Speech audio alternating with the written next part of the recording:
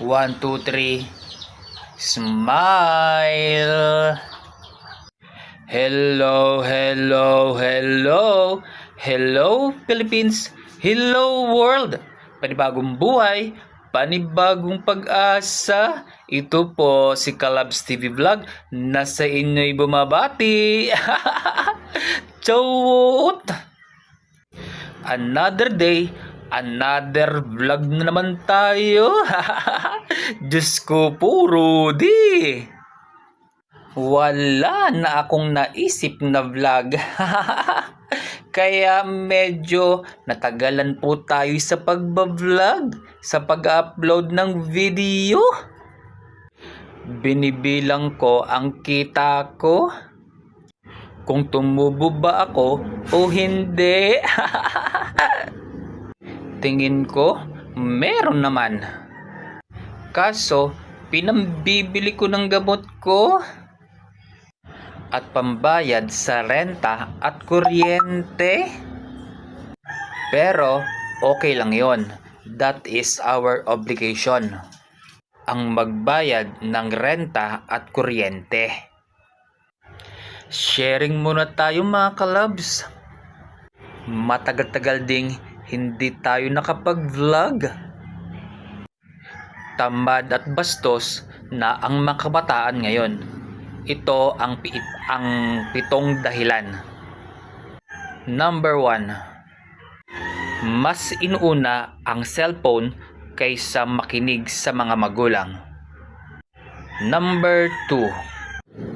Tamad kumilos at reklamador. Number 3. Hindi marunong tumanggap ng payo ng magulang. Number 4. Maluho at kung ano-ano ang gustong ipabili. Number 5. Mas inuuna ang barkada kaysa sa pamilya. Number 6. Maraming hiling, kulang sa effort. And number 7. Walang respeto, hindi nagagamit ang salitang po at opo. Yan ang 7 dahilan sa kabataan natin ngayon. Broken family, anak. Hindi porket broken ang family ninyo, kailangan maging broken na rin ang buhay mo.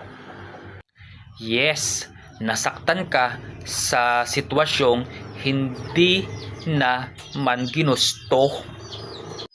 Pero ikaw ang may hawak kung paano mo buuin ang sarili mo. Kasi hindi mo kasalanan ang nangyari ha. Tandaan mo yan. Pero kung naging broken ka man, may chance ka pa rin na mabago ang buhay mo. Reason kung bakit kailangan matuto kang mag-isa kahit may magulang ka. Una, kasi hindi mo alam kung kailan sila mawawala. Hindi natin alam kung kailan mo maririnig yung anak, kumain ka or kumain ka na. Hindi natin makikita yung nanay mong nag-aalala o yung tatay mong tahimik pero pagod.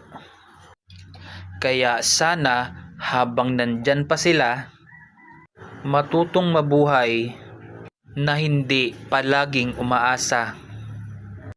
Kasi darating ang araw, ikaw na lang talaga ang mag-isa. Pangalawa, responsibilidad mong maging matatag. Oo, mahal ka ng mga magulang mo. Pero hindi ibig sabihin nun, lahat ng gusto mo maibibigay nila sa'yo. Kasi hindi po trabaho na ibigay lahat ng magulang sa'yo. kailangan mo ring matutong mag-isa.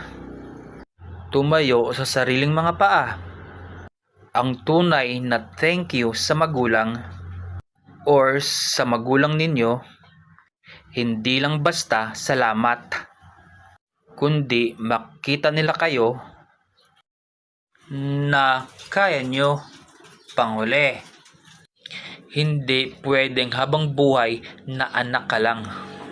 Kasi darating ang oras, kailangan mong maging haligi o sandigan.